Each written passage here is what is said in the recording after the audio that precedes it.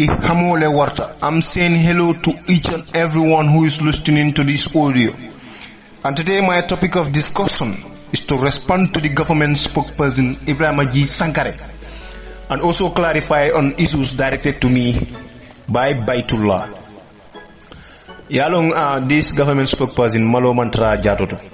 Ibrahim Sankare Bukam Malu. Ibrahim Sankare should not even talk about the issue of Yaya Jammeh, because you were put to shame several times as government spokespersons. You know, people like you to be appointed as government spokesperson, it can only happen in Barrow's administration. I'm not bothered. A taxi driver from America only to come the government spokesperson. There must be some paychecks. Pay to lie. Okay? You are paid to lie as a government spokesperson. In a government where you have press secretary, minister of information, government spokespersons, it can only happen in a small country like the Gambia. This small country does not need all these positions. If not, pay to lie issues. Ibrahim Sankare nte buka wara ala court. Nte I still maintain my stand. Ala press release nga read le. Kapre nga read. Ngaje he was trying to address the consular corps and the diplomatic missions or whatsoever. You know, these are all nonsense. These diplomatic missions and in consular corps, are they more citizens than Yaya Jammeh himself, who was the first citizen of the Republic of the Gambia for 22 good years? Quote, 22 good years. Are they more citizens than Yaya Jammeh, who was the president of the Republic of the Gambia, who was also commander-in-chief of the Gambia Armed Forces? Look, let us not fool ourselves. Ibrahim Sankare, you know, he always have issues with Yaya Jammeh. Ndaga Ibrahim Sankare leje miya lonko ateni Yaya Jammeh have no issues.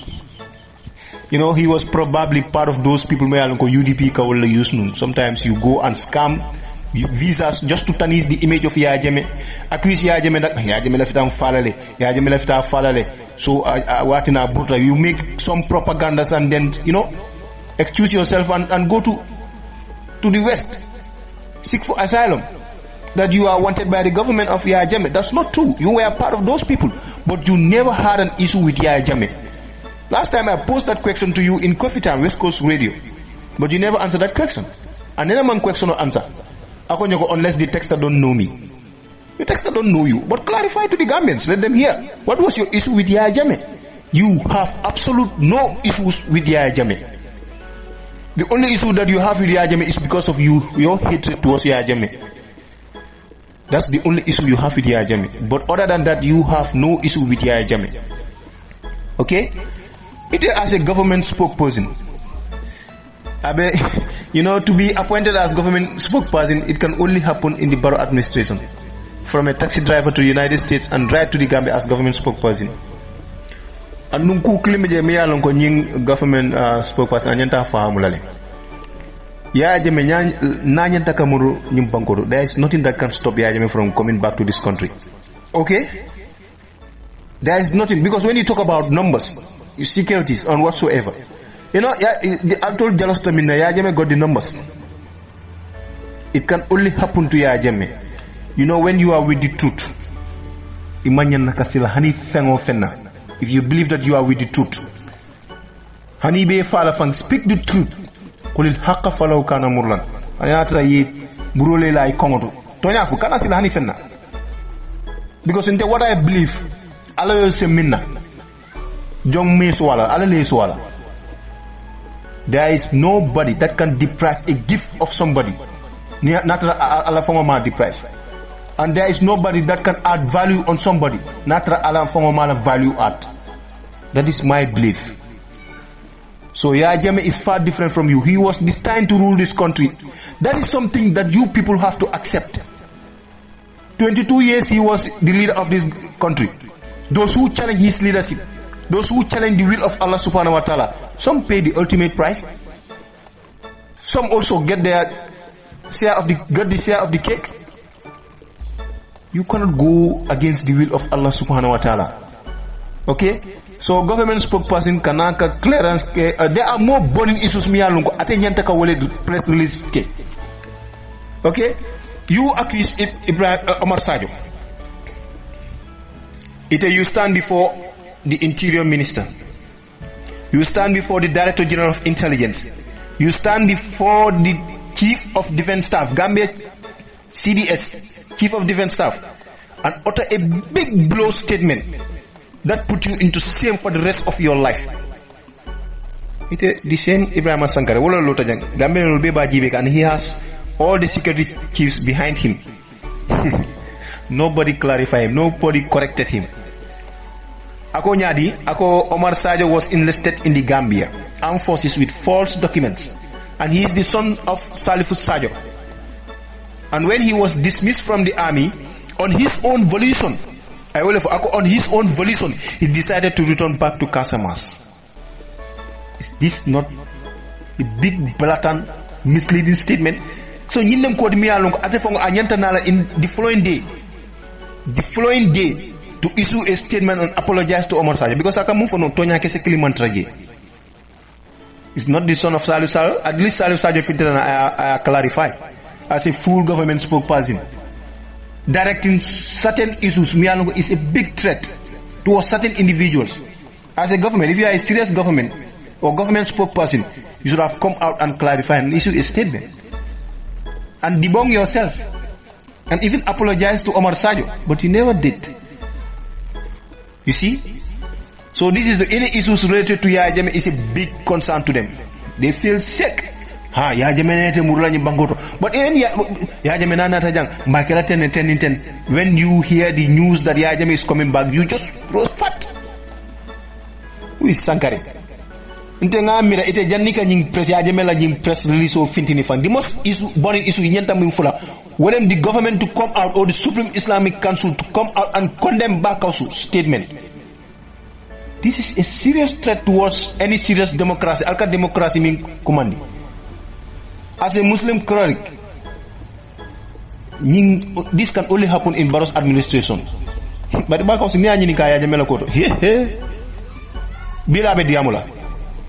Somebody who appeared at State House and said that he was fasting, only for him to drink a bottle of water right before the entire world, and he was fasting. Leadership.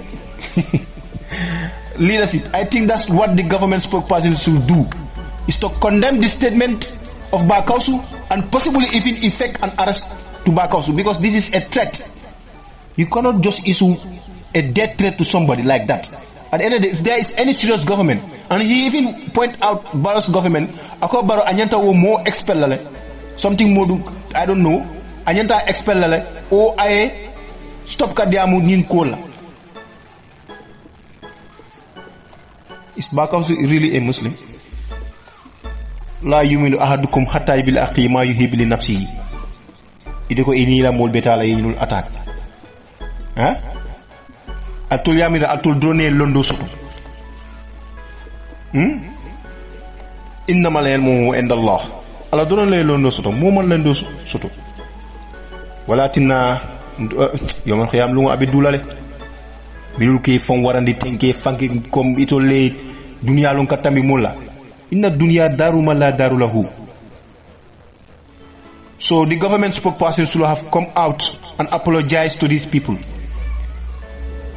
Omar Sajo is still languishing in these courts, Lungolo Abetakan court, but yet still the government don't come out to clarify his fate. So bini Omar meaning see that government spokesperson Ibrahim Sankare see that in a serious government, Minister of Information, Press Secretary, government spokesperson, all these portfolios only have one responsibility: disseminating information. What is the essence of the government, the information minister? What is the importance of the press secretary? From taxi driver to government spokesperson, it can only happen in the Gambia. And the other thing, what the government spokesperson should have come and clarify was the issue of the president. And the president was saying that he climbed a tree at Celta Kaba 500 meters. And when I did my researches, I found out that the tallest tree is 180 meters. The tallest tree in the world is 180 meters. Okay, some people are trying to correct the situation that the distance. President have a distance. So these are issues that you should come and clarify to the Gambians. But whenever we talk about the issue of Yaya Jammeh,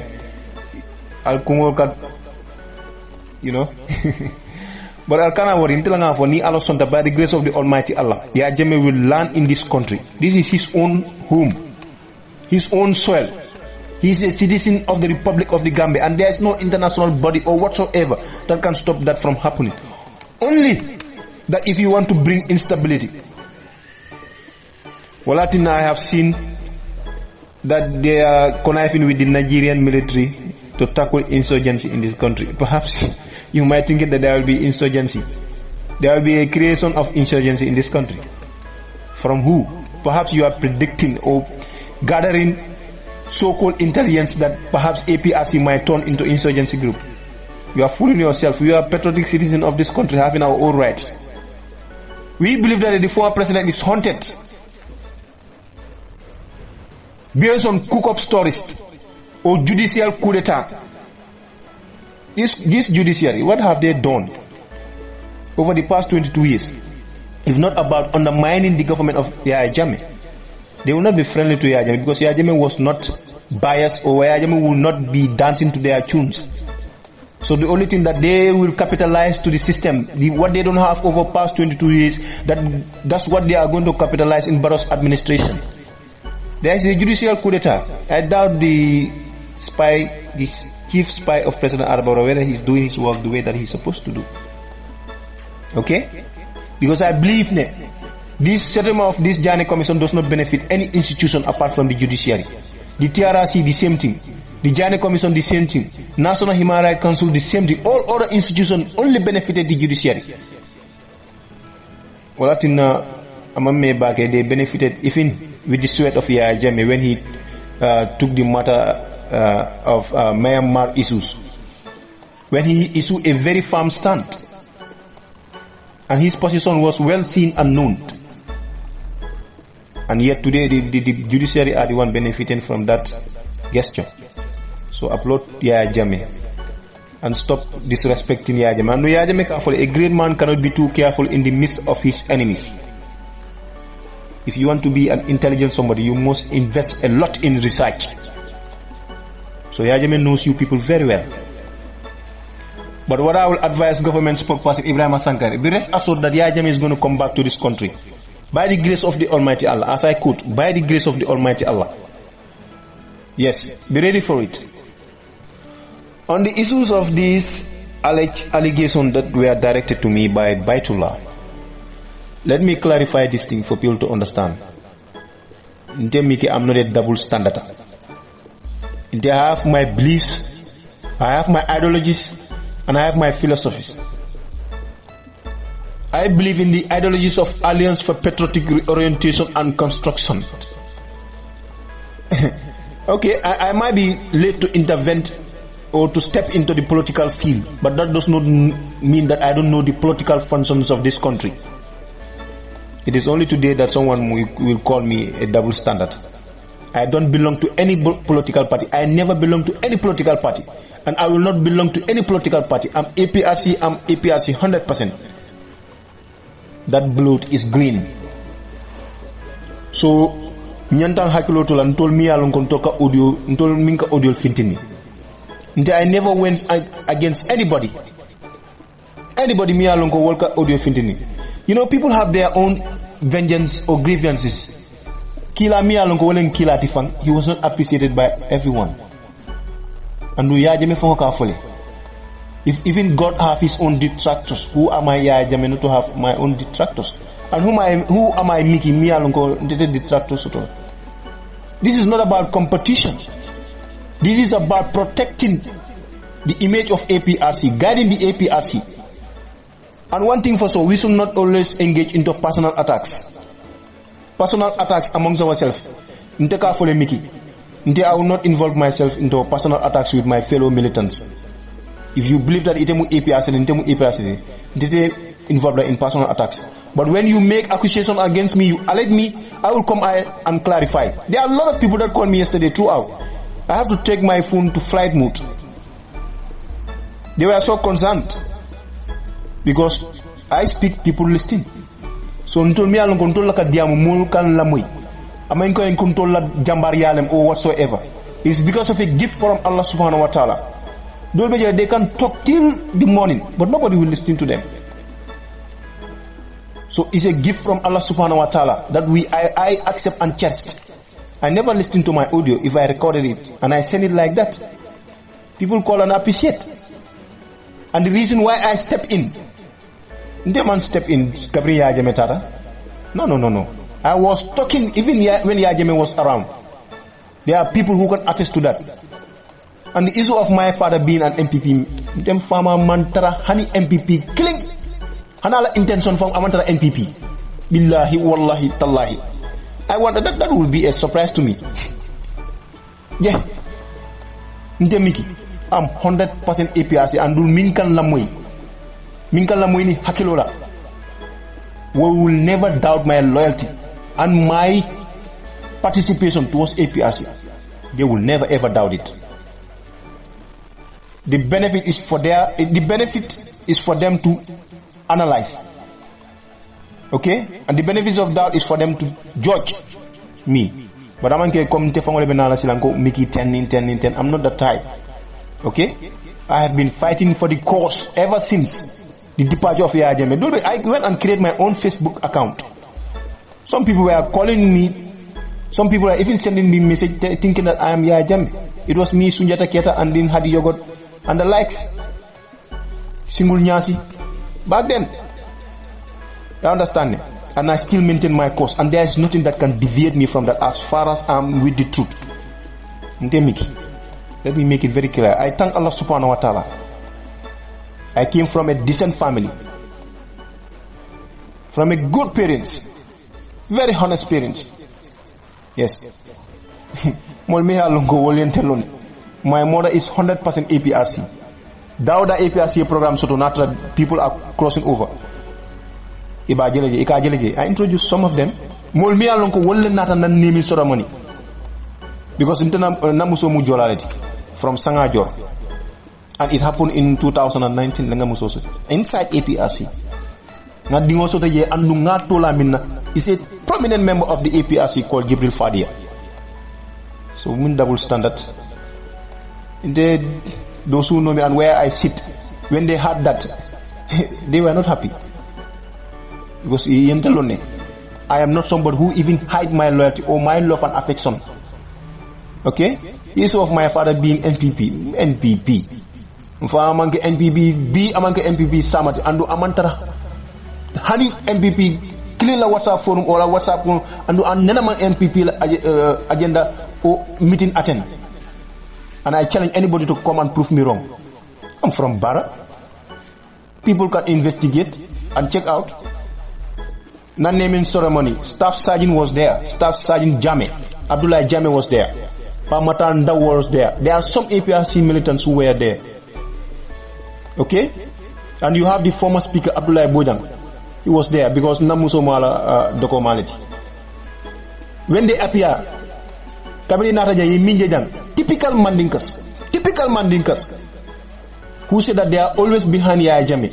And if in Kabiri Nataja, Ninata Ikawale Fonyi, Ndolba Koma, Ndolba Koma, Ale Min decide drunk Mbakoma, and they are in our WhatsApp forum in Bara.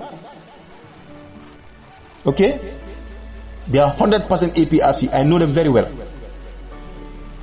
So obviously, my madam far better than MPP.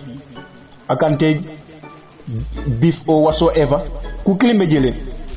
Ni aja dabundi politic quote because he has an issue with the former government. Ntafula Yaya Jammeh, but certain individuals, Captain Salfu Kor. By the time he was captain, it was later that he was made major. Captain Salif Kor. Na Facebook. But that does not mean that my father stopped me. The only thing that he warned me is to avoid talking.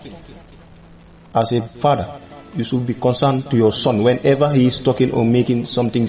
And mulka alamoy. Fasen yamari. Yes, and no ala nyantolam ala rende, and nobody can stop that. Pun faman kana yamar. And no ndebuka amabafang. You ask people who knows me very well. I have big respect for you, Baitullah. I have big respect for you. And I will not want to be engaging with issues with you as far as you are in APRC, in Jami APRC. I don't want that. It was wrong for you to go up to the issue of my parents. No. Stop it. Stop it. I don't like it. If I did something wrong to you, engage me. Call me. You have my number. I have your number. Call me. Because the last time I worked in the family and telephone, you can call. And I tell you that you don't know me, but I know you.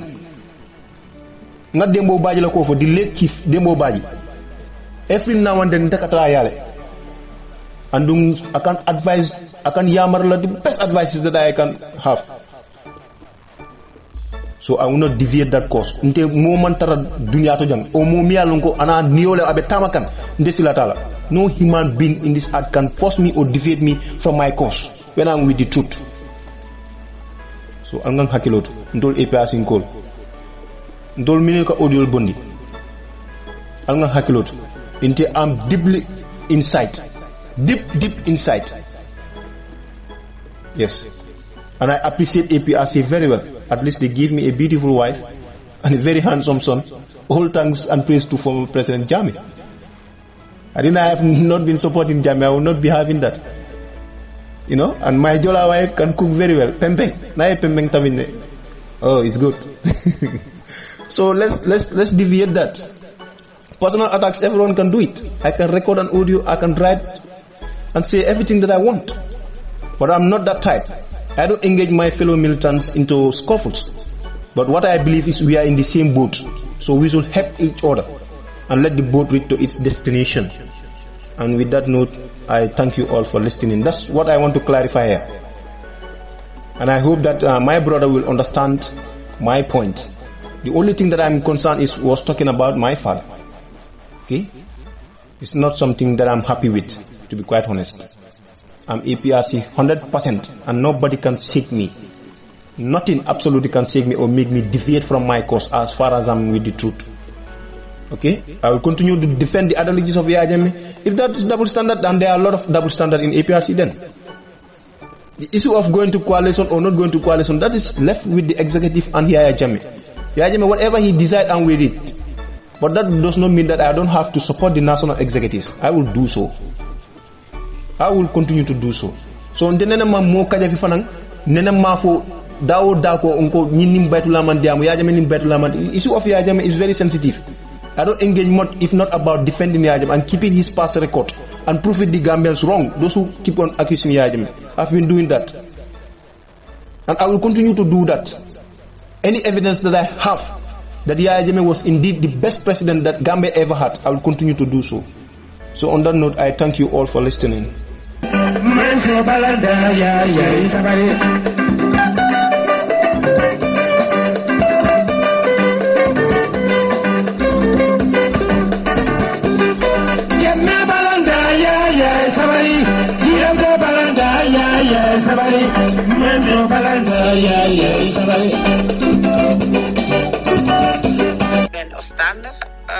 UN Ostanda to make sure that they give them a time not to take the money back. That is my help. And the worst part is there's still another project still going on in Gambia right now because one of our partners are there. Jonas, they're making these cocoa trees around the beach or something. And in that last project, the money that they got there, Peter told me that Rohilo still $11 million from them. They still cannot find what she have done with it, and she don't give any explanation. Yeah, and I told him that Rohi, she's arrogant and she's very aggressive, and to her she knows the best, and then it's very difficult to work with. So, and then they need also that explanation why Rohi put their $11 million. They need the explanation, and she stole that from them, and they really need the explanation. So still now Rohi doesn't give any explanation. So I don't know what you guys can do for me and for us, because we have to do something about it. Otherwise, we can be blocked in Belgium here because they do everything to put 3 million euro together. And when we don't use it, and they will put us in blacklist, and nobody cannot claim money here, and they will stop. Maybe they can even stop projects to Banjul as far as Rohilo is a mayor in that country, in that city. They will stop that projects. They will not work. They will not bring any project there anymore. As far as Rohi is in staying, Ali is a mayor in that and there. So he, how to call it? Peter told me they tried to contact the minister, but I didn't still ask him which minister. But I will still ask him which minister. And then Peter told me that minister told them that because they asked the minister to inform the president, to tell the president that what is going on, whether the president can do something about it. And the minister come back to them and said, the president said he has nothing to do with that. And I told Peter that they are lying. The minister is also lying. Maybe the minister is also a UDP, because I don't think Adama Barrow will see 3 million euro for his people in Banjul and tell the minister that I don't want to do anything about it. I said that's not true. They make that up. So, and I am sure that the president don't know anything about. So, and I really, really need the help. I don't mind to go to media, to go to parliament, to go anywhere we can, so that to ask Rohi to come and answer will be very nice. I don't care my name because she knows me very well. She come to my home here every time she came here, and so she knows that I'm saying the truth, nothing but the truth. So she knows that. So, and I really need the help. And this is nothing to do with Rohi anymore. This is about the money, how to keep the money. This is about how to keep the money and give it to the Banjul and the Gambian people. So I don't know what we can do. And then we're going to question Rohit also, the $11 million that she stole from this Ostanda guys project. Let her return it back. Okay, myself, I'm on my way. In 2 weeks' time, I will be in Gambia. So by then or before then, when you can help me, I will be very happy. Or when I arrive in Gambia, also we can work things together. I will be very glad too. I don't care, or I don't mind to go any distance, any far, how far it takes me. I will go with Rohi there, because the money is not about Rohi, it's about Banjul and Gambian people. Yes, okay. And I will send you the documents when the money was approved here in Belgium. I will send you, because they send it to the medias, they send it to Facebooks and our websites and everything. Yes, and when we start the process, and if the documents goes to Peter, if the documents go to the president of the parliament, then they will connect with the Peter, and then Peter will be ready to give more explanation and all the proof and everything. Yes, but then the documents I'm sending you is even more than a proof. And then I don't think Rohi will deny it, because she knows that she didn't even work for it. So she will not deny it, and we need her explanation. And when the journalist or the parliament is involved, that will help us here in Belgium, because that will make us also to fight here, so that it's Rohilo who did that, and we now the parliament is ready to stand for it and to do something about it, and that will help us here, because otherwise we could be in blacklist for more than a year.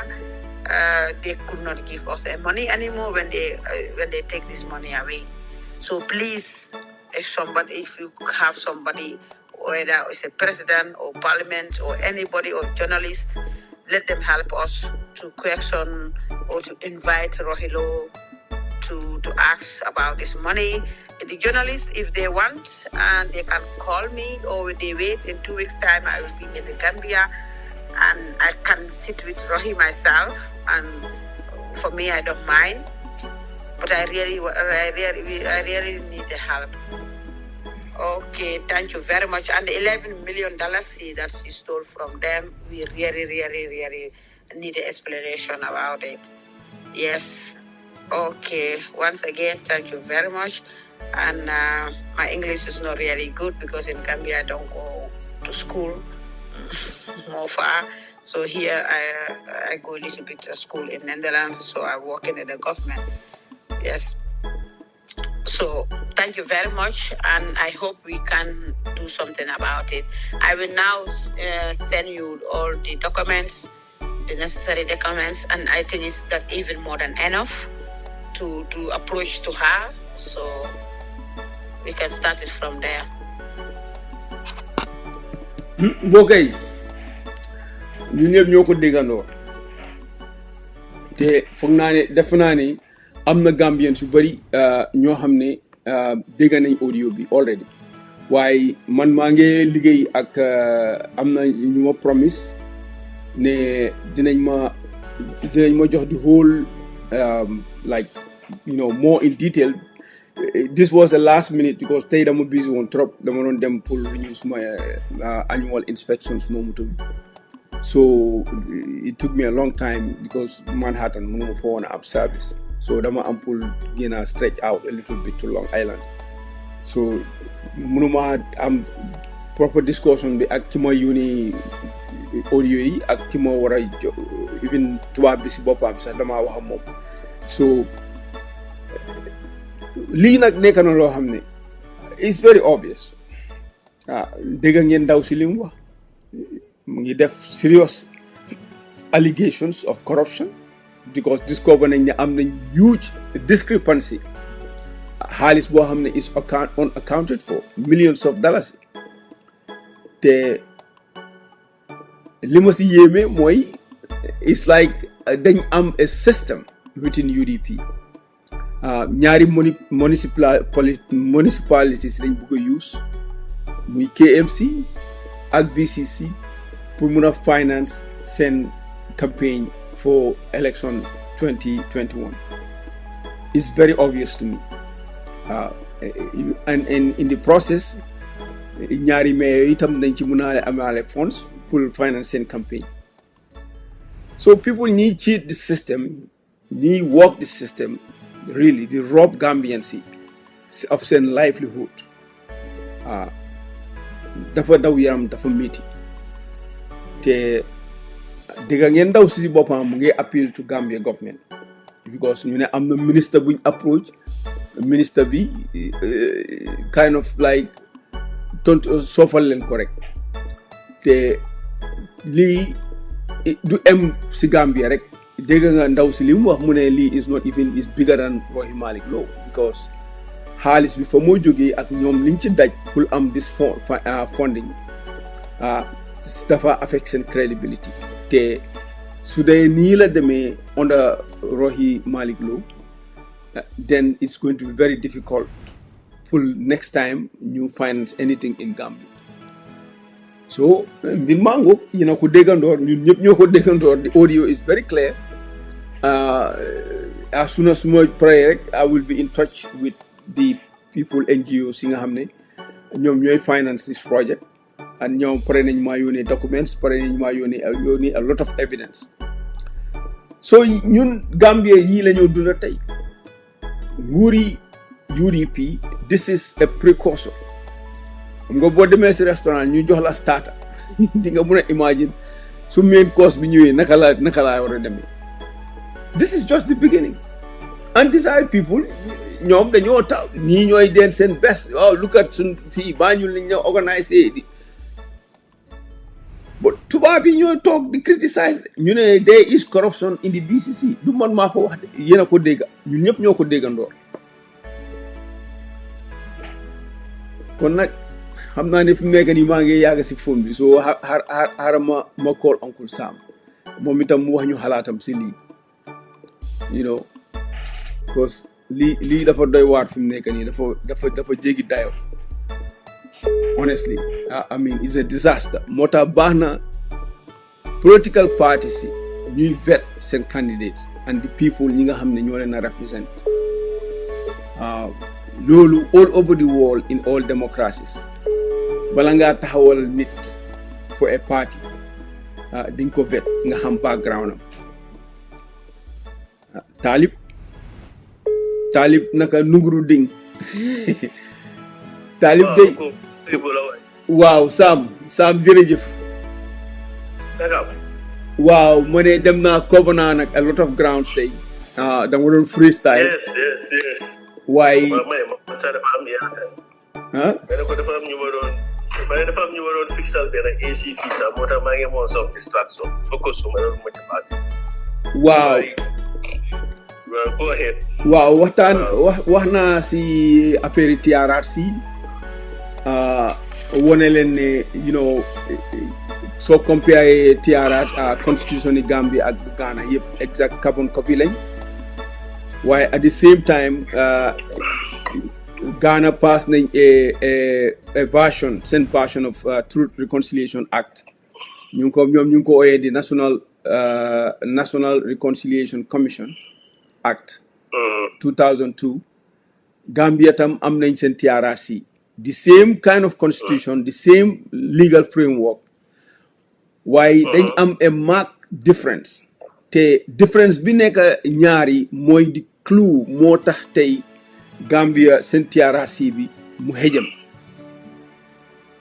ndikte soo seetloo section 21 comme ni ma ko doon explainer earlier seen rules of procedure Ghana recognize nañ 3 factors yoo xam ne they were very critical pour mun a determine the truth and they spell it out very clearly in their act ne ku fa ñëw pour jox testify duñ la forcer waaye nañ la jox use immunity mooy soo ñëwee nga confess ne man maa def lii automatically kenn du la mun a prosecute waaye in the Gambia is implied because ñu ne seen rules of procedure the commission ñooy determine based on natural justice te loolu fi ñu ko jëlee du si constitution ni Gambia amul fenn in the Gambian constitution man seet naa Gambian constitution ba mu jeex gisuma fa fenn even that phrase natural justice nekku fa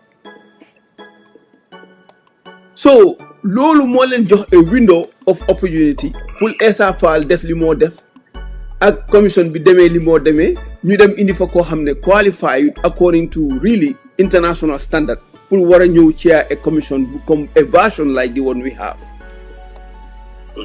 so loolu laa doon explain ne leen soo gisee ñuy rush bay dem di ñu jaxasee tubaab yi because Aliya wax nga ma ne ma sax yow bëggoon ngaa comment si about tubaab yi bëgg a jóg ne dañoo attaque Barrow ne ko waaw you have to follow the recommendation ma ne leen the thing is recommendation yi what do they really mean ne dañoo follow recommendation because Barrow already wax na leen ne moom dina imply waaye recommendation yi it's not only about prosecution de recommendation reparation si la bokk reconciliation si la bokk because they will definitely recommend this thing ak ñoom so-called ñu bëgg a jox amnesty so what are they specifically talking about when they suñoo imply ne president bi must follow must accept the recommendation what the hell are they really talking about that's a good one understand nga Sam xam nga dama bëgg a Gambien si ñu am this culture of critical mind te lii si yow laa ko jàngee wax naa la ne man first day bi ma la njëkkee mit dafa mel ni dama doon nelaw ñu eema because you will question every word lu génn si gémmiñ ñi nit di nga ko question this is the Sam I learned this from you in Yundum Barracks understand nga thank you and ever since I get addicted to that moo tax man mënuma ànd ak Gambien su bëri because su ma dooree di leen question rek ñu door di ma déggal fu ma dégg kii dafa soof kii dafa soxor you know I mean soo taxawee nga ne the president must accept the recommendation of the TRRC what the hell are you talking about ba pare TRRC bi naka ngaa bindee a recommendation yow ñu jox la an extension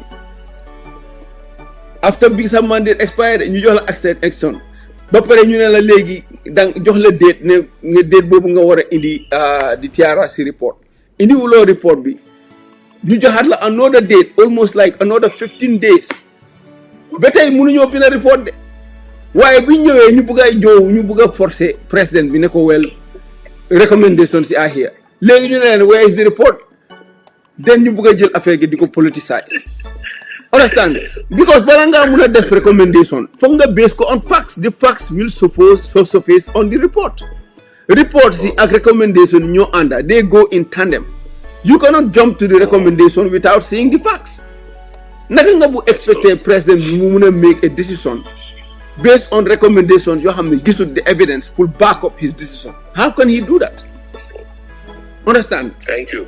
and Sam, you know, and I hope you elaborate on these things more. And I have wax naa tam si affaire yi Yaya Jammeh wax naa fu woon APRC to tone down the rhetoric.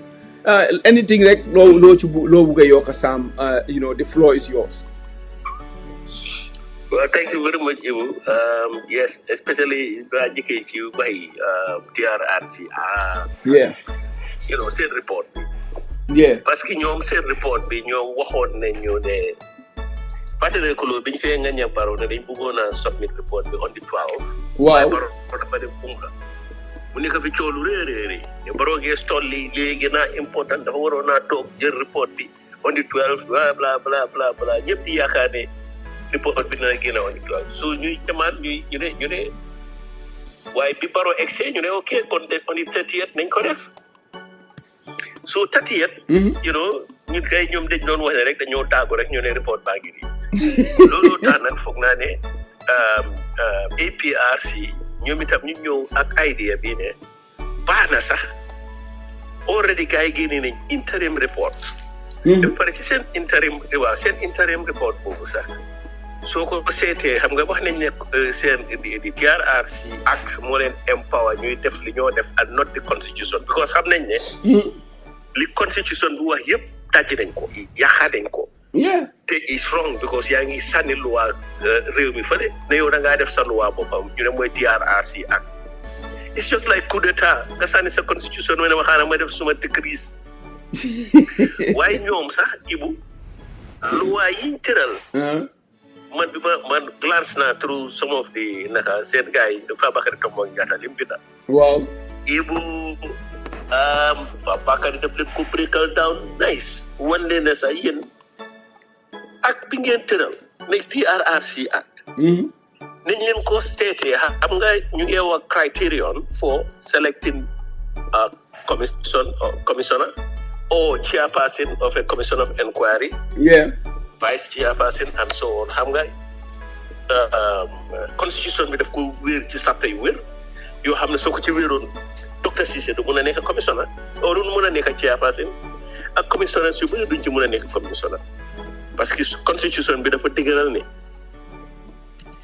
soo xamul commission of inquiry bi nga def soo ci xamul dara waruloo cee bokka soo xamul li nga waa dafa nekk commission of inquiry kuñ ci war a boole dafa war a xam ci lu moo inquire understand nga soo xamul li nga inquire you know soo yooyu yëpp soo ko seetloo ak commissioner si dugal foofu ñoom commissioner Sambak ñoom commissioner si ak commissioner yooyu yëpp li nga xam ne ñii amuñ fa woon place waaye ok gars yi ne non lii du affaire constitution bi ñun dañ am TRRC ak Fabakary Tombong Jatta nag leen waaw kaleen ñu xool nag seen TRRC ak dafa TRRC ak bi ni ko Fabakary wane daf leen wane leen yéen a ngi wane ne ñi war a toog ci commission bi dañ war a am integrity naka lañ ko waxee ci olof sax mooy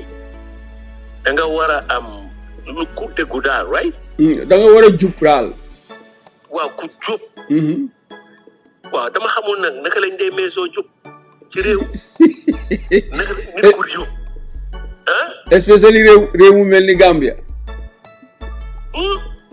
man loolu daf ma jaaxal nit ñoo meesoo kilee jub moo tax ñu dugal ko ci TRRC bi double ñu ne da nga war a am high moral standard xaw ma ban téep meesoo la ñoo use pour meesoo that height and the weight of that morality and the level of that standard xaw ma you know so di nga gis ne loolu yëpp kii naka Fabakary breakal naa waaye dem nag ci sax ni leen ñu ne ku ci war a toog warut a am dafa war a warut parparle amul parparle.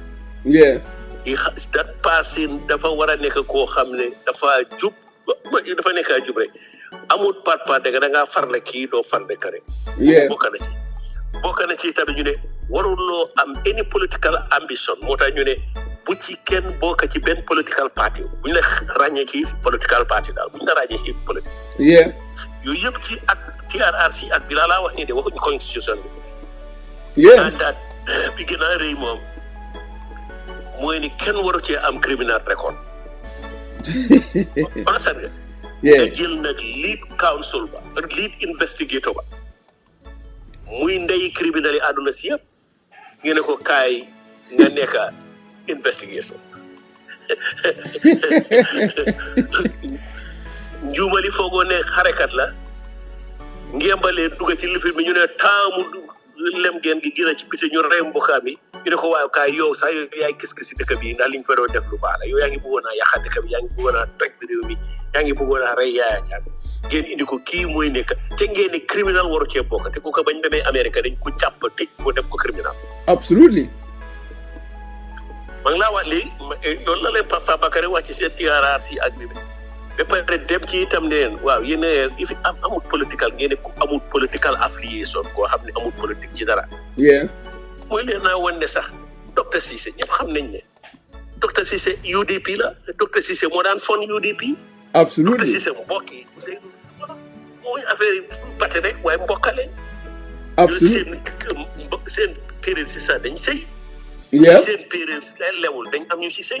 yep. jógee ci benn dëkk kooku sooy wax parpalaate kooku foog nga ne dina mën a set ci parpala moo tax ba pare soo ko seetloo bi ñëwee pour testify kii Jobaate. waaw. waa Dinding Jobaate justice Jobaate kii naka. Baba Dinding. Baba Dinding. waaw bi mu ñëwee pour dafa recluse boppam ne bu kuutoo atteindre because ñëw jógee benn dëkk mbokkaam la ne ñee ñoo wax. yeah. you know su mu nee recluse boppam because ñoom ñu ko jógee Bansal. mbokkaam la and so dafa waroon a recluse boppam ci fen bi because moom moo suñu daa moom mbokka lañ Bansal nañ jógee ba pare UDP la de support. yeah of loolu course. xam nga violate nañ TRRC at you know ba pare li yàqa yëpp nag Faa Bakary ne leen su dee politique ngeen a ay nit ñi naka ndey mbila bi nag Essa Faal ak kii naka Baba Galle Diallo ñoom report bi pareegul sax ñu ne ñu ngaa dem former political party. yeah. parce que ñu ngi foog ne populaire nañ populaire boo xam ne suñ taxawee dinañ leen sànnil carte ñu ne nekk président. big mistake. waaye waaw loolu yëpp dafa yàqa li fi doon credibility ci TRRC. absolutely. man nag alright gaa yaa ngi ko jot on the 26 ñun gaa yëpp dañ doon toog di xaar ne 26 ay 4 days ci des on the 30 ñu submit na te mun naa am su gaa yi submit woon seen whole report bi. waaw. Faa Bakary dina ko jëlaat lii daal ko seet nag fam ne naa jëlee ci boobu itam parce que xam naa ne beneen yu stupide bente ñu fa. of course. so loolu ñu gis loolu xam naa ne ñu ne waaw lii karet ñu seetaat bindaat lii parce que lii demuñ fenn parce que loo waroon naa submit on the 12 ba cee saaga Baro ne nekkul ci dëkk bi moo tax mënu leen ko Baro ñëw on the 30 ñu ne mu koo xaar nga dem naan leen pare guñ de am na lu des joxaat leen ñu ay weer waaw ñu ngi bii July la waaye joxaat leen August Septembre loolu ñaari yëfi saasaay moo ci nekk ñu ngi ut xaalis. ñu ngi yab Gambien si. loolu rek doyoon na nag Baro ne leen ñaata extension laa leen jot. because Baro am na executive decision pour jël yoo xam ne waaye xam nga dafa ñu ko politicize moo tax as much as man I would have dama ko doon defi differently dama doon ñëw tal si seen kaw ne nag yéen da ngeen ñuy yab waaye Baro moom itam mu ne naa jox rek wrong group leen xaar rek leen waa ma leen naa xaar ci taati tindaali te yéen a ngeen doxal su leen paree yi ne ñëw you know so nangu na sax pour fayaat leen ñaari weer nangu na pour alawaat leen ñaari weer ñu toogaat continuer seen binda TRRC waaye unfortunately seen gaynde yi nekkaatuñ fa Essa Faal nekkaatu fa Baba Galle Diallo nekkaatuñ fa Essa Faal a ngi xay ba nit ñun ñu ngi ko ut ci dëkk bi guddi yee bëccëg yëpp ñu ngi leen di pétlaay di seet kuréel ma ñu ne yow Essa Faal nga ndaama bu romb ñu ne mu nga ne waaye ñu ne nekkul ci dëkk bi sax waaye yeah.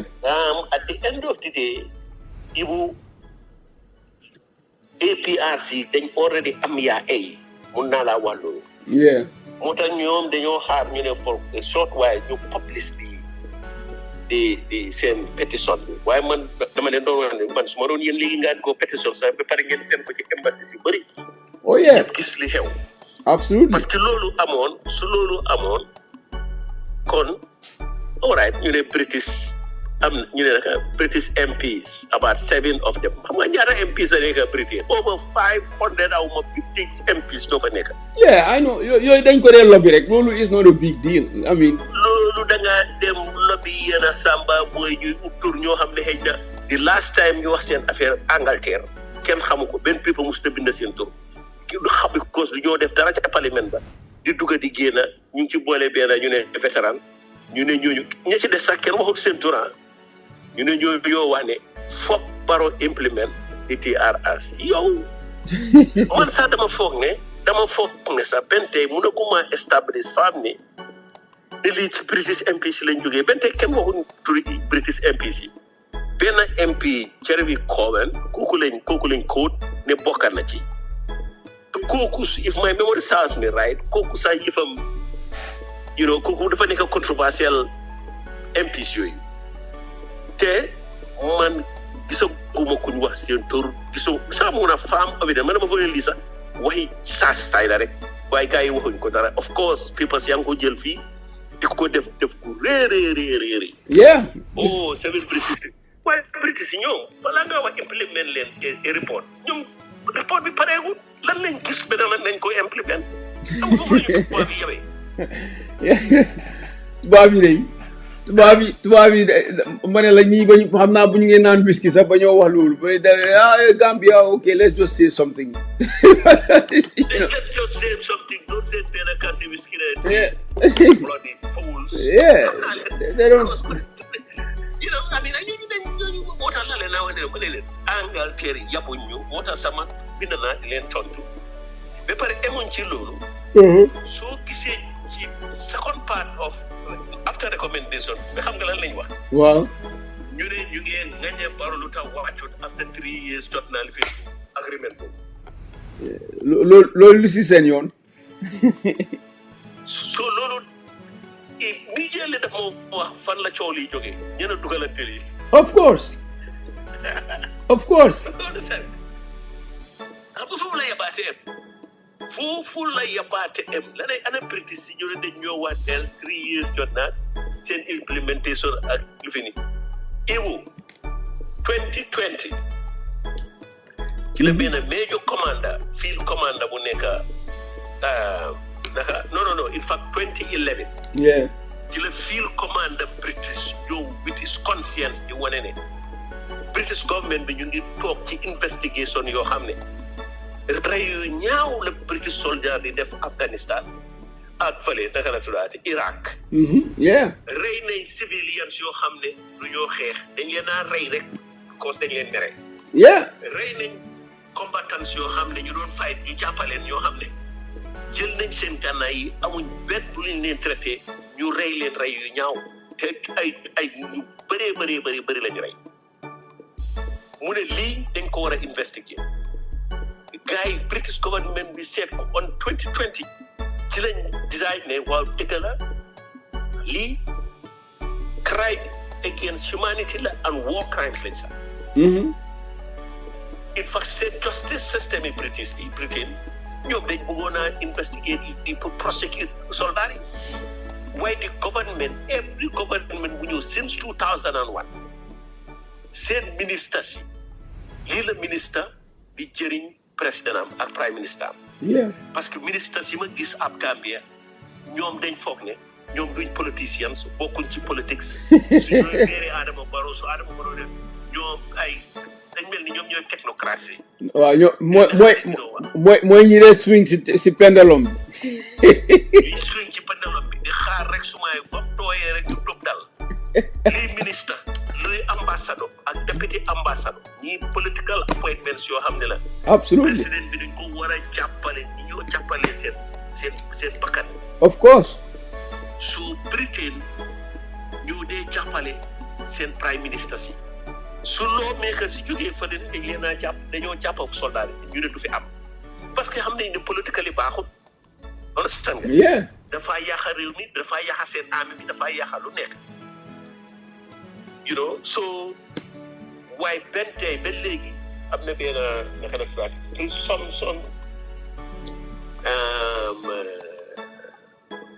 Samson I forgot the quotation sax I wrote it somewhere because man ko jëlee ci seen website bi ñu ngi wane ne kenn ñu ngi bugg a pass loi boo xam ne dafa noppal prime minister si dafa noppal minister si nga xam ne kenn du laaj teeti sax affaire crime si soldats yi commit in Afghanistan and Iraq.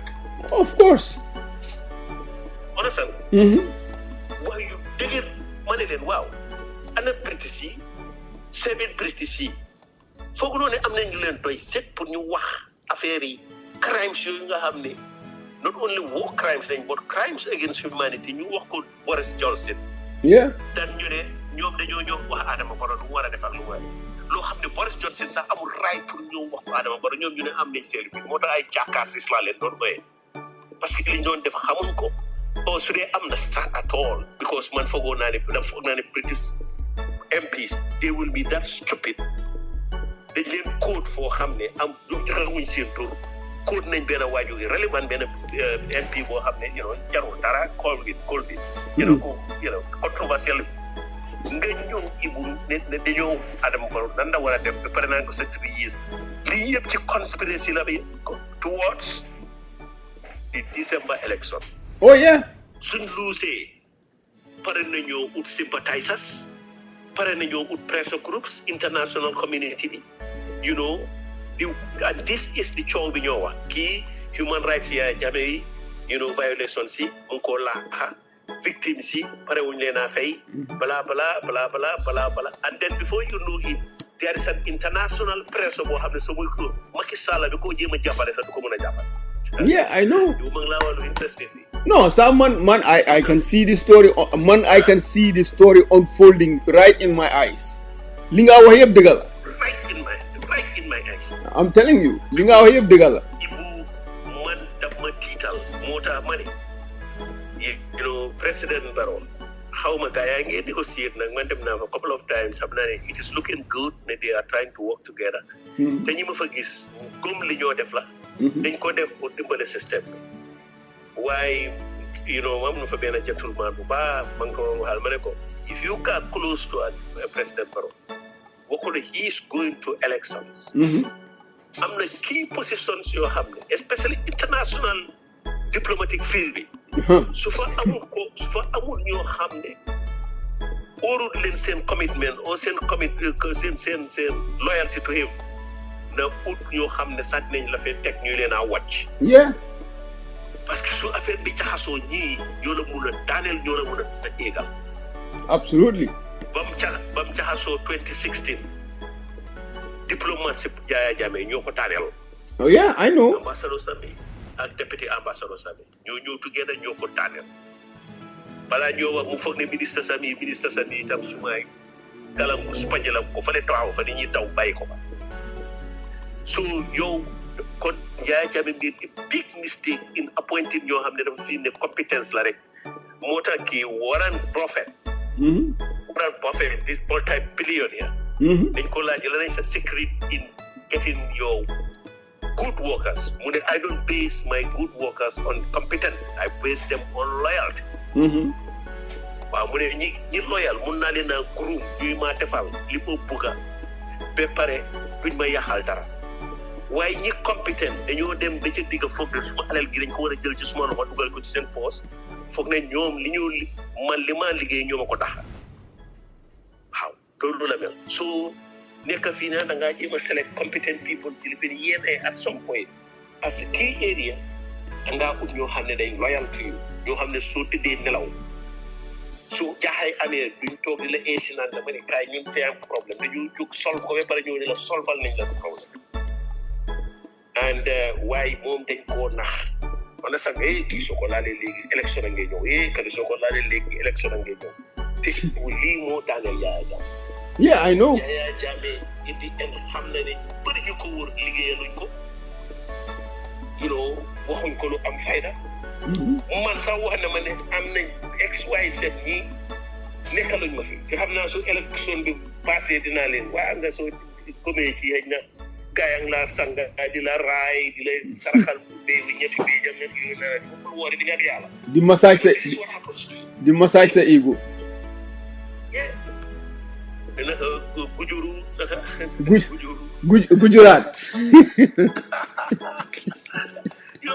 when you live in that, you remember funny President Barrow was some very crazy stuff. Even you don't talk about it. They don't look presidential because how do we are funding people? New jail theory, them Kibameri, this Wahini, new tiny def, theory is a run Popeye for UDP follow. How when you think that was crazy. Sam, you gonna do this in your defla. You get. Many people do that, even. Yeah. Nigeria is the same thing. Political African politics is nasty. Very nasty. I remember time when you make Yundum Barracks. How do Mustafa indil ben a Nigerian newspaper? Wow. Even when they jump a politician in some part of Nigeria. Kerala Bugona defar, Halel Lachel, Derambila, first Yaramambi, alive Guinea, Lipinambi, Derambi, Chilulin were on a hasteri. You understand what I'm saying? No, here some newspaper Momoko one day, whatever, sorry, see what is happening there? Look at this. When you have been a politician, Khalil was 7 years old. Yagi is red meat bineko all over his body when you could tell them. Cha, come on. They could skin alive, gain his skin and put tailing. You will African Union if 1 year. Sam. Put neka, huh? Mane dogumala sax ma jox yokala man nek na Nigeria almost a year. Am nañ a special market boo xam ne dañoo jaay human body parts laajal ku la ne in Lagos you ask anybody ba pare amuñ foofu de xam nga ne am na ñoo xam ne ñi nga xam ne jigéen ñi nga xam ne dañoo am unwanted pregnancies dañ dee harvest babies pour human sacrifice dañ leen dee harvest da ngaa gis jigéen bu biir nga bañ sa biir feeñ dañ laa yóbbu si special house nga nekk fa ñu laa dundal everything soo wasinee rek ñoom ñu jël xale bi they harvest them for all kind of things human body parts human sacrifice and façon yi mooy dugg si Gambia right now. dafa ñaaw. Yeah. xale yi disappear. Yeah. Yëpp even nit ñi I just don't know how they are going to think like this. Why balaa ñu distract mooy ne rek. Gars yi naka la tuddaati British nonsense yi. Waaw mooy wàññi ne dañoo wax affaire 3 years jot na dañuy yàpp moo tax ma wax leen ko ma ne leen su leen buggee. seen British soldat yi doon def ñaaw tiif te àdduna si yëpp ay ICC bi sax ñoom dañ leen war a jàppa jos niñ doon waxee ne. dañu war a jàppa American gars yi doon defend human rights. American soldat yi nekkoon di violate human rights waaye dëkk bi ñoo dee protect for the peace. One for your political success. Parce que you cannot be a president nga ne da ngaa prosecute. Can you imagine Obama nekk president ne dafa prosecute gars yi ba ñëwoon Iraq because of atrocities. You think ne kon one time laa nekk ñu vote ko aw. Of course kenn du ko def fii Amérique. Because dañoo ne kii dafa koy yàqal la si Amérique. Yeah. In fact lana tax Américain si génn Iraq. Yeah. Last living biñ doon sign ak kii what's the name of this Iraqi prime minister again? My Fatinatu. Last minute because Obama wanted to stay in Iraq. Why the time the Iraqi prime minister mu ngi dugalante Iran ñu ko advice ne ko I said Al-Malaki. No, I don't know. I forgot the name. Why mu ne ko moytu leen guys, you waree toog ci dëkk bi kon léegi crime buñ commit ci dëkk bi dañ leen a try according to Iraqi law. Soldat American si dañu want to try according to Iraqi law. Yeah. Obama ci la ne ko yow dang ñu yab soldat bu fi commit ko crime duñ ko try Iraq duñ ko try ci Iraqi law suñ ko war a try America lañ ko try. Yeah. Agreement boobu mënuñ ci agree moo tax Obama génn Iraq finally. ay gars yi dañ doon wane dafa premature pour Obama génn Iraq at that time ñoom George Bush dañ ko doon wane bul génn just like di Biden di def léegi dafa génn Afghanistan. Pentagon gars yëpp a ngi ko wane bul génn. waaye Ibu yéen da ngaa seet what is politically expedient li nga xam ne lii moo la yóbbu sa political agenda forward nga topp ko. Yeah, especially yow as president. ma ne loolu is about what Gambia de political experience. Woo! Oh, political experience. Political. ñoo baatam bi. nga am samba boy yoo xam ne seen kër yi sax mënuñ koo toppatoo ay xosulas lañ woon dégg naa ñi ñoom am na ci ñoo xam ne daaju rek lañ nekkoon ci seen koñ yi Serekunda ba xaw ba biñ ne TRRC ñëw ñu samp victim center dégg naa seen kër yi seen fen si dañ doon daanu waaye ñu nga ne leen tabax ko nice.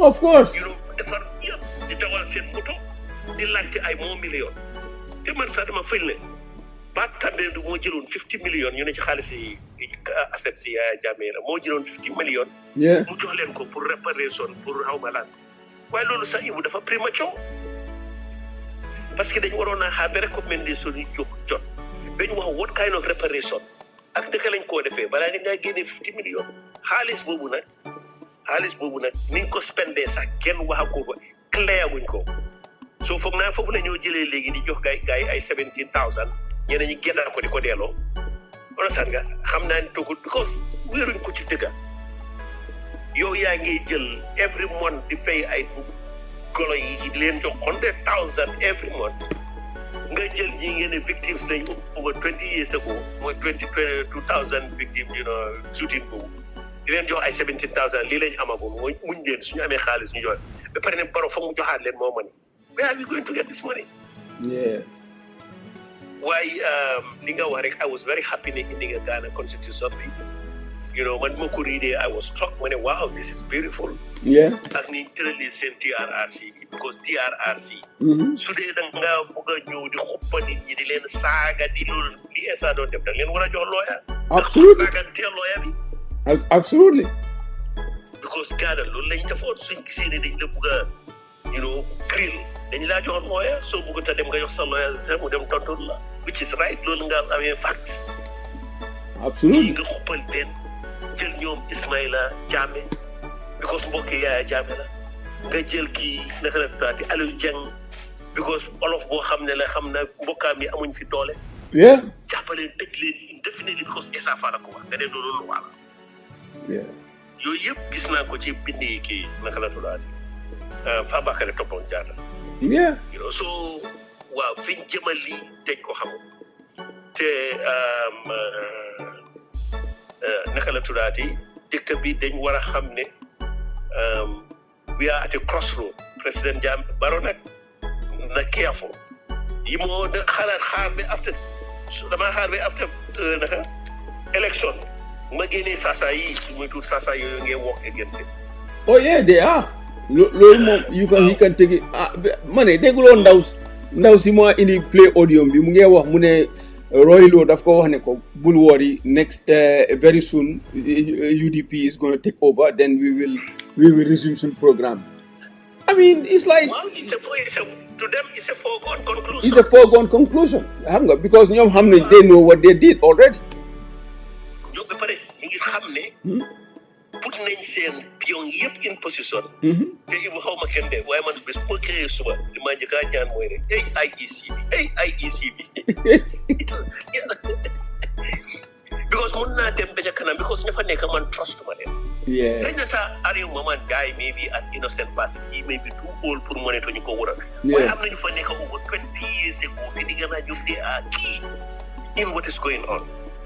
Yeah. ñii ñoo doxal di whole thing man ay soxasool dañ koo jox rek signal fii waaw lii xëy na sax his knowledge of the computer ni moo fonctionné ak niñ koo xagee du ci xam dara Yeah. You know, moom jëmmam directly ñu use turam moo tax man sax su ma doon moom I will just say ne balaa ma fi controversy bi di fekk fii what am I fighting for in this world ban legacy lay fightati legacy bi mu def is enough mu retire ak loolu on his own. Yeah. Just to avoid the next controversy. Parce que suñ demee Barrow mun naa win and sasa yi nekk underneath him manipulate things sax mu ne def naa benn mistake te loolu su ko defee chaos dafa am ci dëkkam. Man if I were him I would really start considering that or his family members talk to him ne ko sa legacy bi dégg nga ñoom Bakary Tarawa les gars yooyu ñu ngi wax ne su bés bi jotee su defut lu mu war a def nañ ko rey taal réew mi laka kiram. Yeah. xam nga yooyu you know te am na bandi yoo xam ne xëj na yow even ci sécurité bi sax doo leen óolu so moom man nag loolu man IEC bi man dafa ëpp suma boppam te ñu ngi war a def APRC ñu ngi work towards coalition I think with NPP. Wow. The IEC bi ñoom wax nañ in 2016 I think it was the chairman ku wax ne moom he was very happy ne Yaya Jammeh lose na and the APRC party so ndax loolu génn na ci xelam ni I don't know ak ndax APRC and NPP suñ defee maaja to affect his thinking ne all right let's try to screw up the system because APRC bugatuma gis ñu am kattan ci dëkk bi yooyu yëpp they are food for thought. Yeah. waaw man dama feel ne loolu daal